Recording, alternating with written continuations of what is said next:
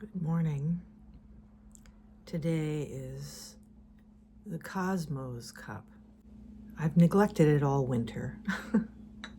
And now as spring is arriving, I think I've been anticipating planting cosmos before too long. It's not really planting time yet, but it's coming. It's the dreaming of the garden time. So in recent years, I've been cleaning out the attic and doing that whole business too of just trying to make sense of a little bit of the mess that, inevitably happens when your parents die or whoever has housed all the stuff. When they die, then it comes to you, and then you have to handle it at some point in your life. So there's always this moment of like, oh my God, I'm so sick of all this. What's important? What isn't important? Who knows what's important? What should I keep? What should I get rid of? And of course, there are all different advices about that, what you should keep, what you should get rid of. But one thing I will say is that you really can't tell what's going to be valuable in the future.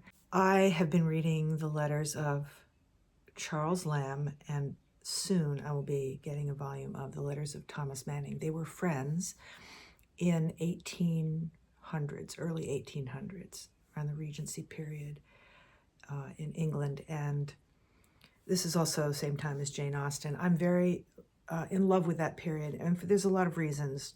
I love Jane Austen, and I love the dances of the period, which I know well, the music, and it's also fascinating historically because it was the Industrial Revolution, and that was a huge change in how humans could live and the speed at which life was lived. So these letters are important.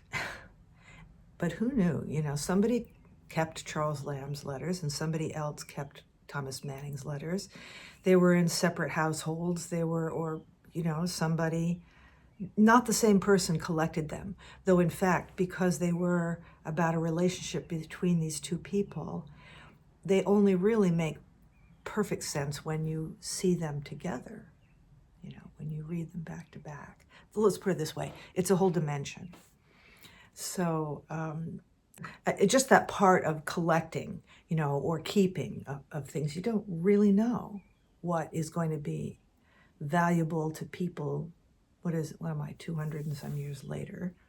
It's valuable to me as a window into a time. I'm not sure why the looking back in time is so touching to my heart.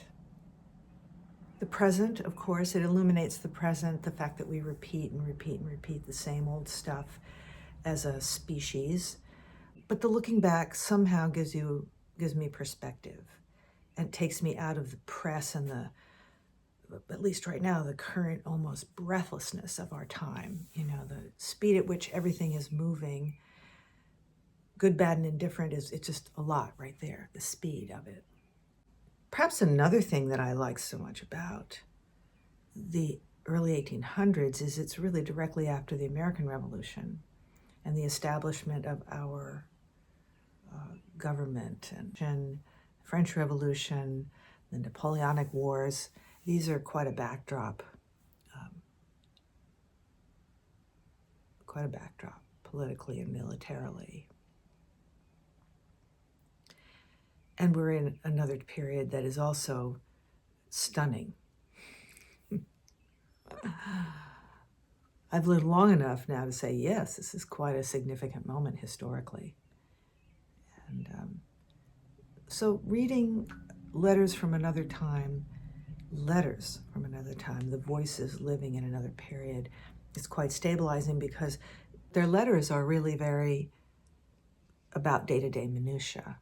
They're not journalists, they're not newscasters, they're not on the front lines of anything, they're not in the battlefield, they're not sitting in parliament, so they're not hearing whatever political and military events were coming to pass. They were living in their, houses, drinking tea, having people over, having conversations.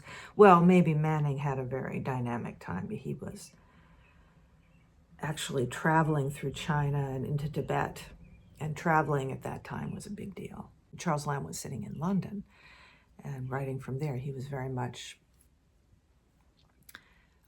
having to stay in one place in the city.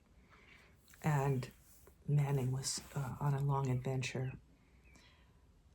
I'll read you an excerpt at some point of Charles Lamb's letter to Manning when he was departing and how very sad he was. The point of mentioning it is that here is this touching letter that could be written at any time in history of a person who was very sad that a friend or maybe somebody who they actually romantically loved, I don't know, it's unclear to me, their relationship, but somebody that you love and that your company, their company that you cherish, they leave and you miss them terribly, you miss them. And that letter was timeless, is timeless. So there's something beautiful about that, that humans are timeless.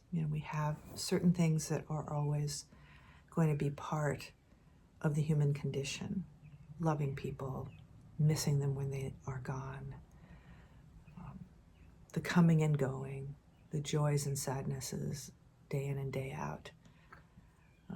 These things are timeless situations. And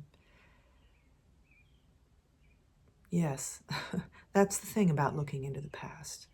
You can see the present as an ever-present.